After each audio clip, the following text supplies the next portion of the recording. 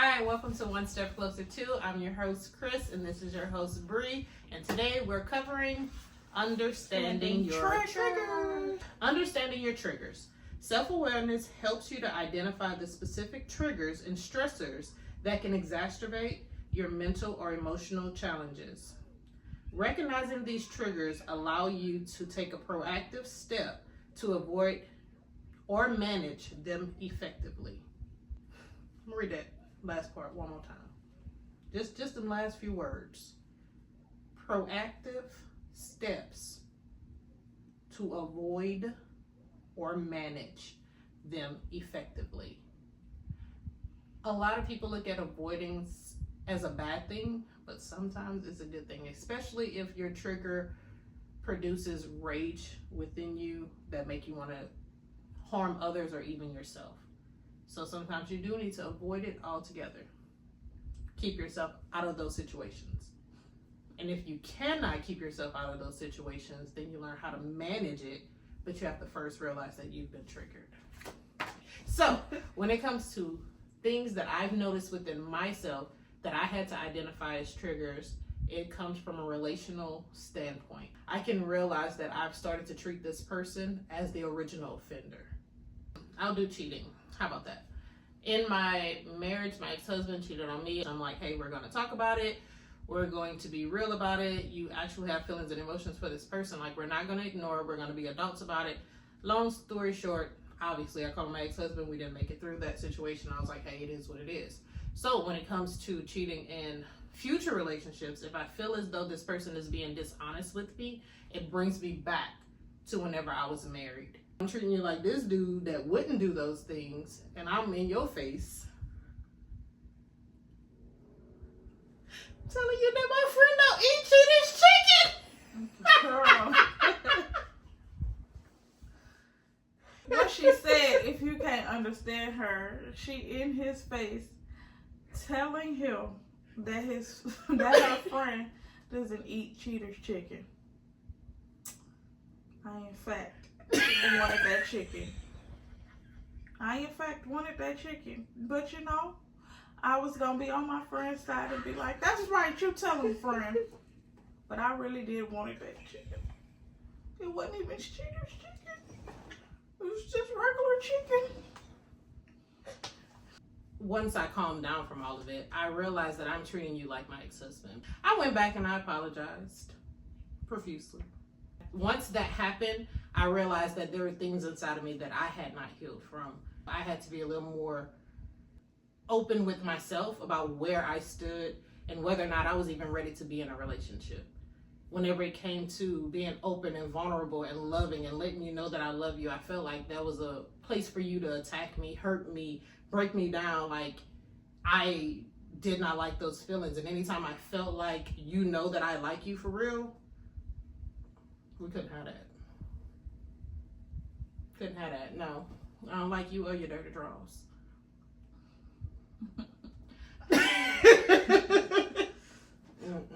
Can't have it. But that, like I said, it stems back to different relationships, different places, different spaces where that person truly did not care for me. They truly did not love me, but I wanted it to work.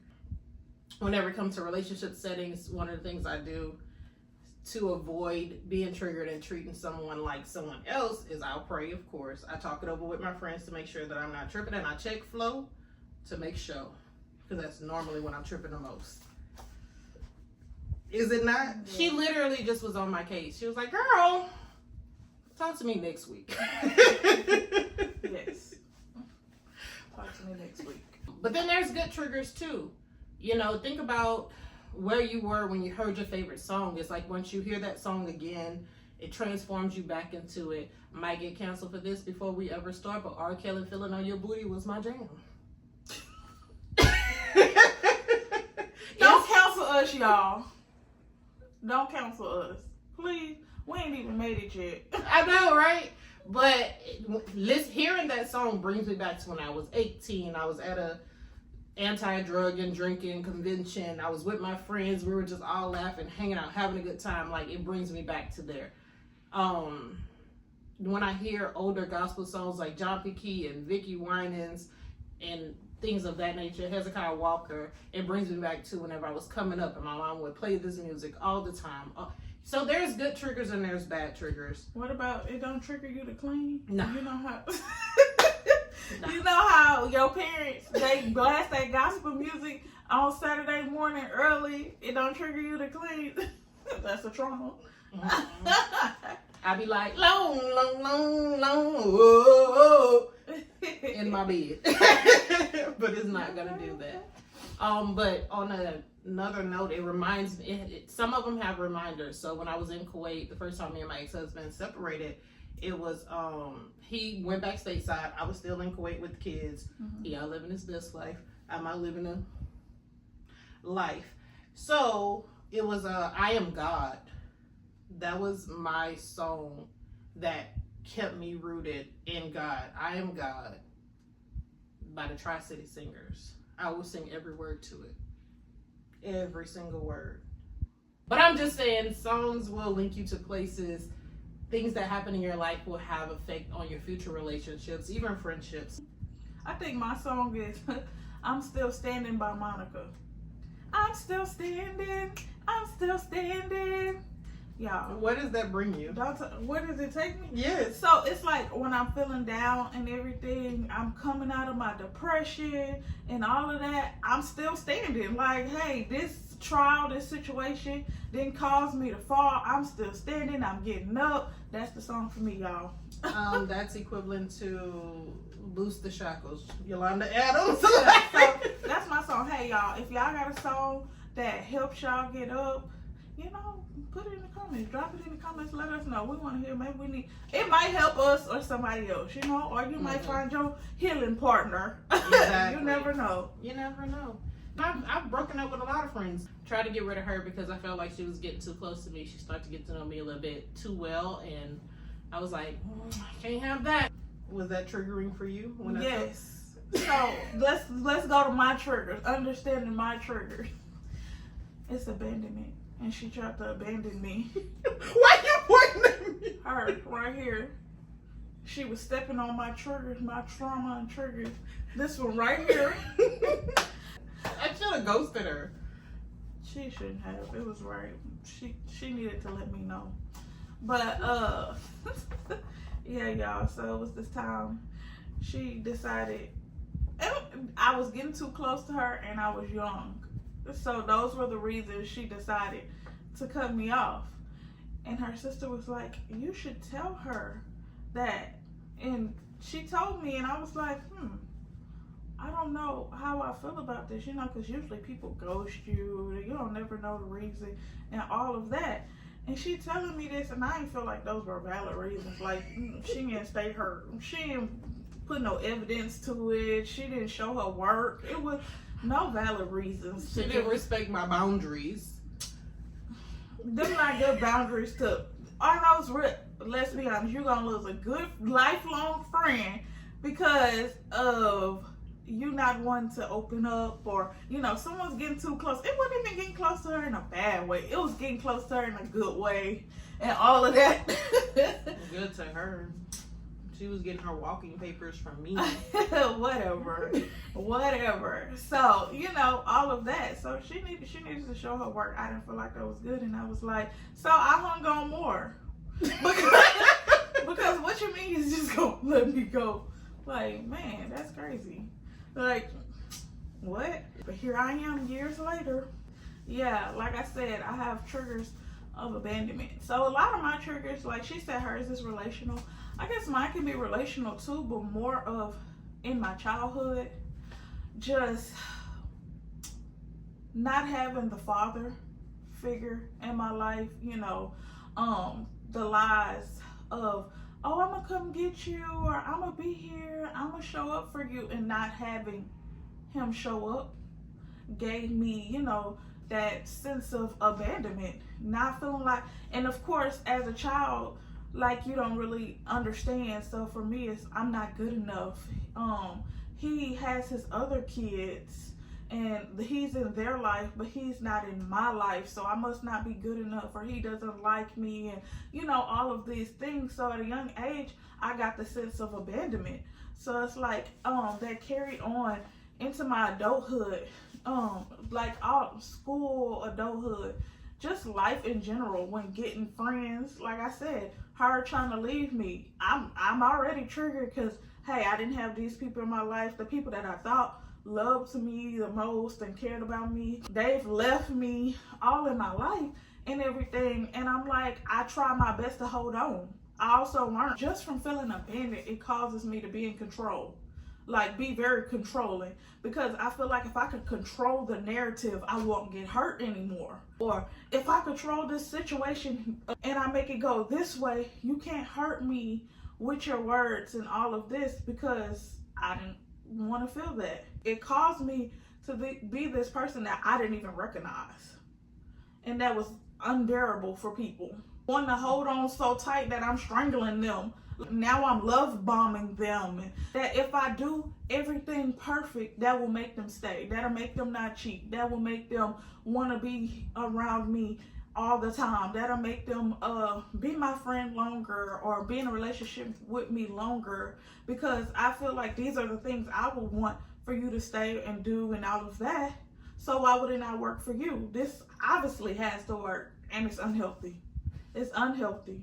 It ain't good. It's very unattractive. Very unattractive. And you be in bondage more than you heal. And you hurt the situation, yourself, and the person more than you really think. So that's why understanding your triggers is very important, because you get a sense of yourself, or the person you became or becoming. Because for a long time I thought I was a good person, and my friend had to tell me that I wasn't a good person. If I be your friend, and if I'm honest, and if I don't lie to you, if I don't treat you bad, or cuss and do all of these things, I'm a good person. But my heart wasn't right, because I let you cross her. Yeah, because if you cross me, it's a whole different story. You getting the reverse effect, and you done met the devil. So it was like, and she had to let me know, you think you're a good person and you're not. And I was like, that's crazy, because I really thought I was a good person. And that's why it's good to have people around you that can see some of the things that you may not be able to see in yourself. Actually being vulnerable with a person, a trustworthy person. Yeah, a trustworthy person. They can also be here to let you know that you are not a good person. You're slipping. You're not yourself. You're losing yourself. What is going on? And things like that. And also helping you understand your triggers yourself. Because a lot of times when you're healing and you're so in the midst of a situation, you can't always see out of it or see the bigger picture. You can't see your way through it, out of it, the bigger picture. All you seeing is red, wrong, rage, just all of these things. Blue, sad, depression, yeah. And being self-aware,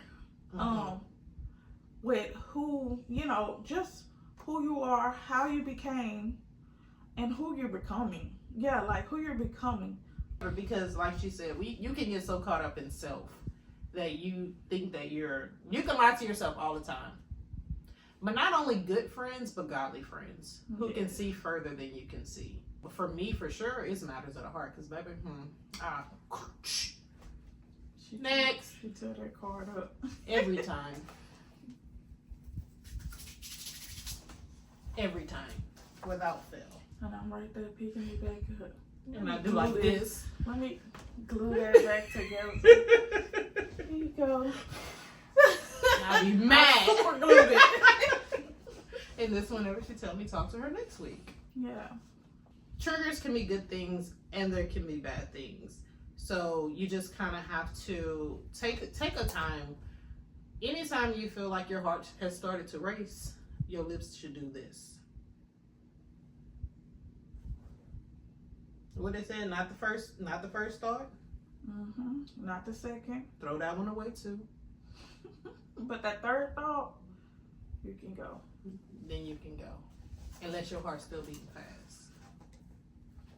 If your heart's still beating fast, then just walk Seek away. help. Seek help. Seek help. Y'all put down in the comments if you have triggers, or tell us some stories about your triggers, or what triggers you, if you have good triggers or bad triggers, if you're self-aware enough to know. You know, engage with us. We like to hear the stories. We want to know more about you, and you know, just let us know. Absolutely. Did you even know it was considered a trigger? In certain relationships, they're like, I didn't even realize that this is what it was. I've been the victim of triggers. I've been the nonchalant, didn't know I done stepped on your toe victim of triggers. So if you do your self-work, you can identify them before the other person get the whiplash and the what is it? I don't know what it's called. Before they get beat down because they done reminded you of what your second cousin did on a Friday in June. So if you're comfortable sharing your triggers, or if you've been the victim of someone else's trigger where they haven't even realized that they've been triggered and they have started to treat you in a way that's not fair to you. The last thing I want to add about triggers, a lot of times your triggers come from a place that of unhealed things inside of you that you've put to the side and did not deal with. That's why it's so easy for you to start treating someone outside of what is your norm. I think it's time for you to learn how to cope. Our next episode will be identifying coping strategies. Tune in.